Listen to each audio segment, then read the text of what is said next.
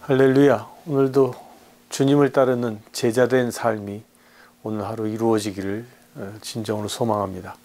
오늘 함께 읽을 말씀은 누가복음 14장 25절에서 35절까지입니다. 수많은 무리가 함께 갈새 예수께서 돌이키사 이르시되 무릇 내게 오는 자가 자기 부모와 처자와 형제와 자매와 더욱이 자기 목숨까지 미워하지 아니하면 능히 내 제자가 되지 못하고 누구든지 자기 십자가를 지고 나를 따르지 않는 자도 능히 내 제자가 되지 못하리라. 너희 중에 누가 망대를 세우고자 할진대 자기의 가진 것이 준공하기까지 족할는지 먼저 앉아 그 비용을 계산하지 아니하겠느냐. 그렇게 아니하여 그 기초만 쌓고 능히 이루지 못하면 보는 자가 다 비웃어 이르되 이 사람이 공사를 시작하고 능히 이루지 못하였다 하리라. 또 어떤 임금이 다른 임금과 싸우러 갈 때에 먼저 앉아 1만 명으로 저 2만 명을 거느리고 오는 자를 대적할 수 있을까 헤아리지 아니하겠느냐. 만일 못할 터이면 그가 아직 멀리 있을 때에 사신을 보내어 화친을 정할지니라. 이와 같이 너희 중에 누구든지 자기의 모든 소유를 버리지 아니하면 능히 내 제자가 되지 못하리라. 소금이 좋은 것이나 소금도 만일 그 맛을 잃으면 무엇으로 짜게 하리요. 땅에도 거름에도 쓸데없어 내버리느니라. 들을 귀가 있는 자는 들을지어다 하시니라. 아멘. 일제시대 때 신사참배를 반대하여 옥고를 치르셨던 주기철 목사님에 관한 이야기입니다. 주기철 목사님이 이제 옥고를 치르고 있을 때에 소식이 들려옵니다. 주기철 목사님의 어머니가 연로하셔서 이제 곧 돌아가실 것 같다고 임종을 앞둔 것 같다는 이야기를 듣습니다. 그 이야기를 듣고 기도하고 있는데 마침 그 주기철 목사님을 담당했던 고등계 형사가 그 소식을 듣고 주기철 목사님을 찾아옵니다. 그리고 이렇게 제안을 합니다. 주 목사, 당신이 밖에 나아가서 신사참배를 하지 말라라는 설교를 하지 않는다면, 사람들에게 신사참배가 죄라고 설교하지 않는다면 내가 당장이라도 당신을 내보내겠소. 그래서 당신이 그 연로하신 이제 임종을 앞둔 그 어머니의 임종을 지켜드리도록 내가 배려하겠소 라고 제안을 합니다. 이 제안을 듣던 주기철 목사님은 예도 아니고 아니오도 아닌 무언으로 일관합니다. 그 모습을 가만히 지켜오던 이 고등계 형사가 주기철 목사님을 풀어줍니다. 그래야 주기철 목사님이 이제 집으로 오게 됩니다. 그 사모님한테 본인이 나오게 된 경위를 쭉 이야기하니까 그때 주 목사님의 사모님이 이런 얘기를 하십니다. 여보, 당장 감옥으로 돌아가십시오.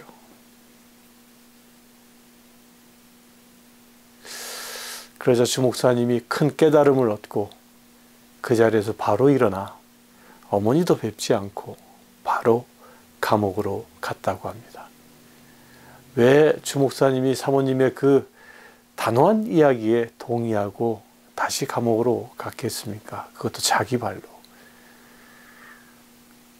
무언으로, 예도 아니요 대답하지 않은 그 무언으로 있었던 것 자체가 본인이 신사참배는 죄가 아니다 라고 설교하는 것에 동의한 것으로 여겼기 때문입니다. 그래서 그 사모님도 단호하게 주 목사님을 다시 감옥에 돌아가라고 말씀하셨던 것입니다. 오늘 읽은 본문의 말씀에 예수님은 당신의 제자가 되기 위해서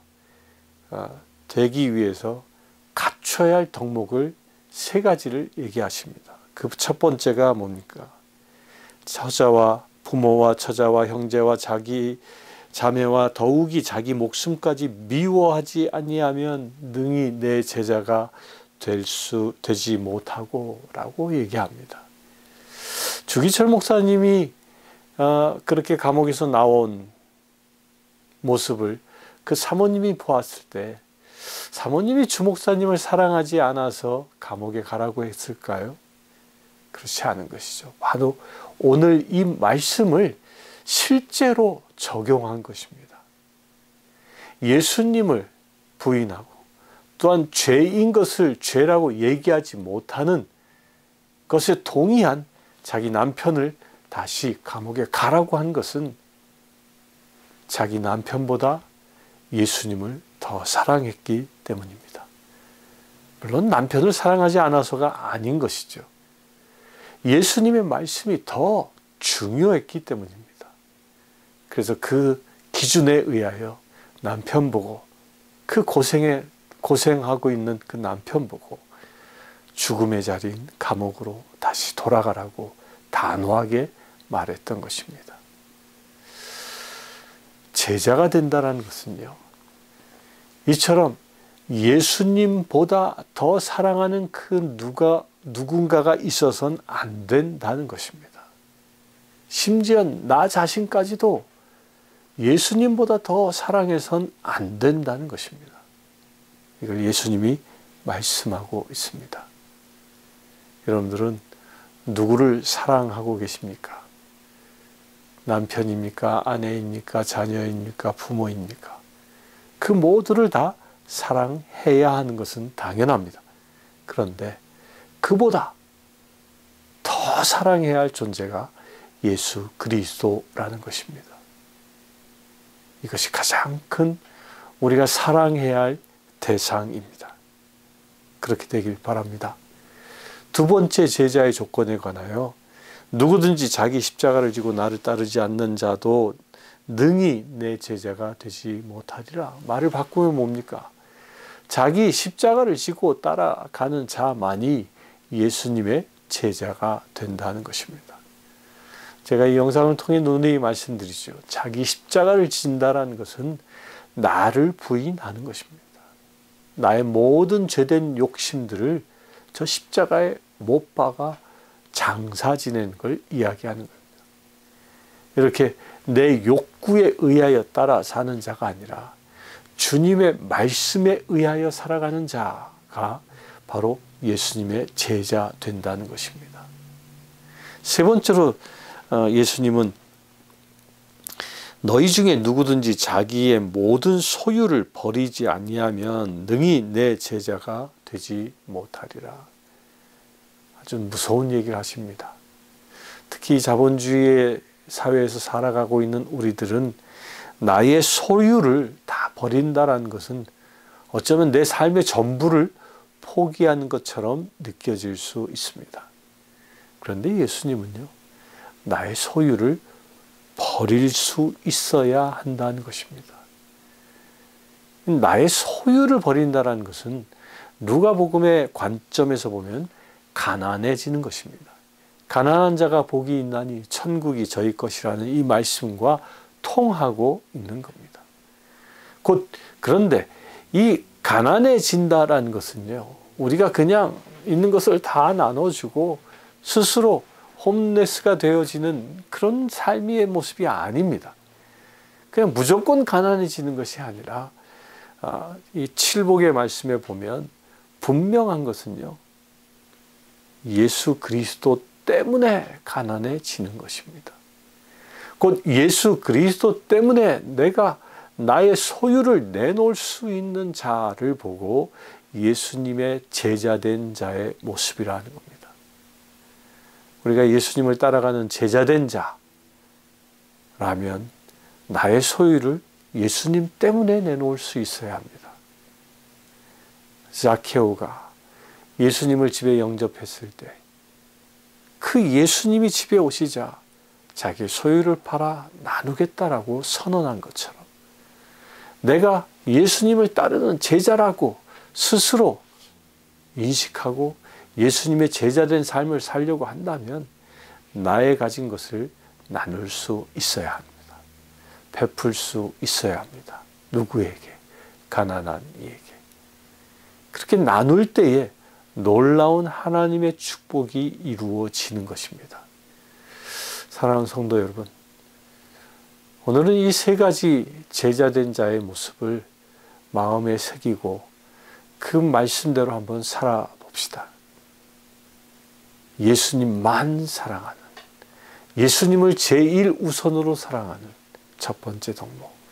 두 번째로 자기의 십자가를 지고 곧 나의 모든 욕심을 내려놓는 삶.